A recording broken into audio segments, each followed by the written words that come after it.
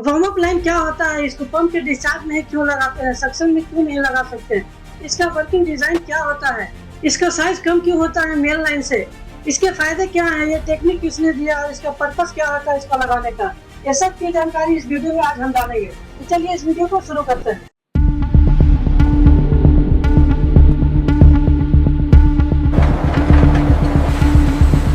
Refinery, petrochemical और power plant में जब भी हाई टेम्परेचर फ्लूइड को पंप किया जाता है तब तो पाइप और पंप को हॉट फ्लूइड देने से पहले वार्म अप करना बहुत जरूरी होता है। अगर ऐसा नहीं किया जाए तो पाइप में थर्मल शॉक, लीकेज और इक्विपमेंट डैमेज हो सकता है। इसलिए इंजीनियरिंग में एक सिस्टम लगाया जाता है जिसका नाम होता है वार्म अप लाइन। ये टाइम के साथ एक इंजीनियरिंग अभ्यास है। ये 20वीं सदी में इंडस्ट्रियल पंप के द्वारा डेवलप किया हुआ एक टेक्निक है। अब इस पंप में जो फिटिंग्स लगा हुआ है मैं इसके बारे में सबसे पहले आपको बता देता हूँ। तो ये लाइन जो है सबसे पहले सक्शन का स्टार्ट होता है और सक्शन में सबसे पहले यहाँ पे लगा हुआ है स्टेनर।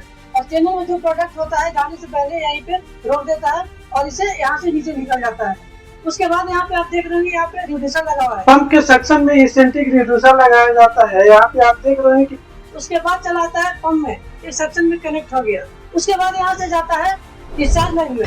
डिस्चार्ज लाइन में जाने के बाद में वर्टिकल में या उसको डिस्चार्ज लाइन कर सकते हैं। डिस्चार्ज लाइन में हमेशा कॉन्सेंट्रिक रिड्यूसर लगाया जाता है। इसको आप यहाँ पे दिख रहे हैं। उसके बाद चलिए यहाँ से जाने के बाद में यहाँ पे देखेंगे एक 3, 4 या 1 इंच का यहाँ पे लाइन दिखा हुआ है।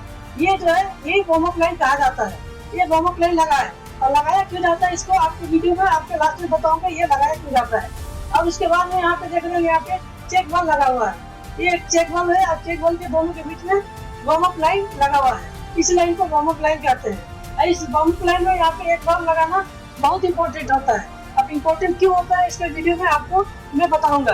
तो ये पंप पे लगे हुए फिटिंग्स के बारे में मैंने आपको बता दिया। अब इसके बारे में आपको मैं बताता हूँ इसमें क्यों लगाया जाता है, क्यों लगाना क्यों जरूरी होता है। वार्म अप लाइन लगाने का जो पर्पस होता है इसमें लगा सकते हैं उसी लाइन में जिसे -10 डिग्री सेल्सियस से कम और 150 डिग्री सेल्सियस से ज्यादा जो टेम्परेचर रहेगा उसी में लगाया जाता है। इस लाइन को लगाने का पर्पस होता है थर्मल एक्सपेंशन, लीकेज और इक्विपमेंट को डैमेज रोकने के लिए लगाया जाता है। इसका जो टेम्परेचर का रेंज होता है रोकने का -10 डिग्री सेल्सियस से कम और 150 डिग्री सेल्सियस से ज्यादा तक का यूज कर सकते हैं। इसके में यानी 350 डिग्री सेल्सियस तक का भी इसमें यूज कर सकते हैं। इस लाइन को लगाने का एक लोकेशन फिक्स किया जाता है जो आप वहीं पे लगा सकते हैं। अगर कहीं दूसरे पे लगाएंगे तो वो काम नहीं करेगा। ये आमतौर पे डिस्चार्ज के चेक वाल्व के आसपास लगाया जाता है, यानी दोनों के बीच में। आप इस लाइन में यहाँ पे देख रहे हो यहाँ से स्टार्ट किया और इस तरफ जा रहा है और चेक वाल्व उसके बीच में है। इस लाइन और वार्म अप लाइन इसमें एक वाल्व लगाया हुआ है। पंप के डिस्चार्ज में इसलिए लगाया जाता है कि वहाँ से घूम के केसिंग के माध्यम से शुरू पंप के सक्शन में चला जाए, इसलिए इसको लगाया जाता है पंप के डिस्चार्ज लाइन में ही। अब इसको ऑपरेट कैसे करते हैं? इसको ऑपरेट करने से पहले सबसे जो वार्म अप लाइन रहेगा ये 3, 4 का या 1 इंच का, उसको सबसे पहले स्लो ओपन करते हैं और स्लो ओपन करने के बाद जो चेक वाल्व रहेगा वो बंद रहता है। इसका वार्म अप वाल्व को थोड़ा सा ओपन किया जाता है जबकि मेन डिस्चार्ज लाइन बंद रहता है। इसमें हॉट फ्लूइड का एक छोटा सा कंटिन्यूअस फ्लो होता है। इसमें लाइन का जो लगा हुआ साइज रहता है आप 3, 4 लगा सकते हैं या 1 इंच लगा सकते हैं और वाल्व में गेट वाल्व, ग्लोब वाल्व और नीडल वाल्व भी लगा सकते हैं। चेक वाल्व जो होता है कई भी रेयर केस में लगाया जाता है। अब ये वार्म अप लाइन किस में लगा सकते हैं और किस में नहीं लगा सकते हैं इसके बारे में मैं आपको बताता हूँ। इसको सबसे पहले लगा सकते हैं इसका टेम्परेचर 150 डिग्री सेल्सियस से 350 डिग्री सेल्सियस होता है। सेकंड बॉयलर फिर वाटर में लगा सकते हैं। हॉट वाटर और स्टीम सिस्टम होता है, इस लाइन में इसको लगा सकते हैं।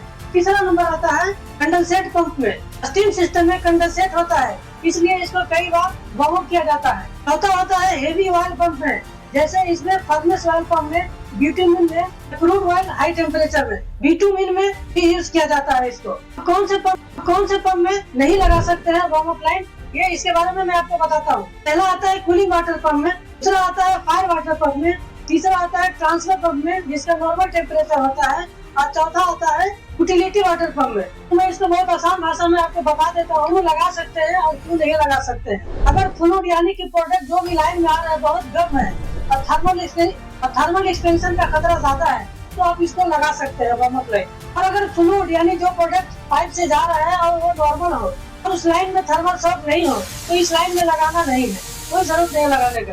तो आपका कोई सवाल हो तो आप मुझे कमेंट में लिख सकते हैं। नॉर्मल प्रेशर गेज और मेरे बारे में जानना है तो आप ये वीडियो जरूर देखें। आपको कोई भी सवाल हो तो आप मुझे कमेंट में लिख सकते हैं। अगर वीडियो पसंद आया तो हमारे चैनल को लाइक करिए, सब्सक्राइब करिए और शेयर कीजिए। Thank you.